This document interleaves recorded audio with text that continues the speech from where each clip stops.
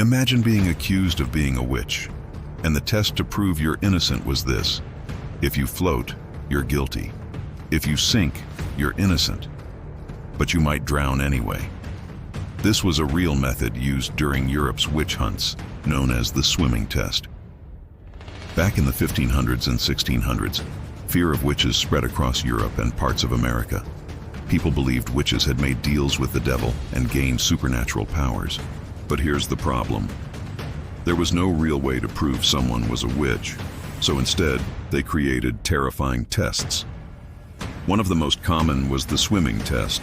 The accused person would be tied up and thrown into a body of water, like a river or lake. The belief was this: water was considered pure, and it would reject anything evil.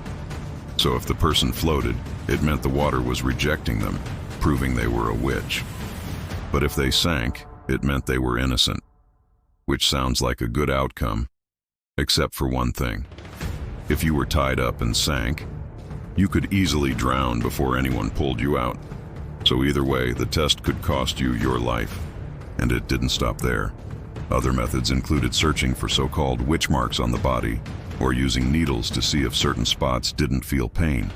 None of these had any real science behind them. They were driven by fear, superstition, and panic. Thousands of people, mostly women, were accused during these witch hunts. Many were punished or executed without ever having done anything wrong. Today, these stories are a reminder of how dangerous fear can become when people stop questioning what's true. Because during the witch hunts, even being innocent didn't mean you were safe.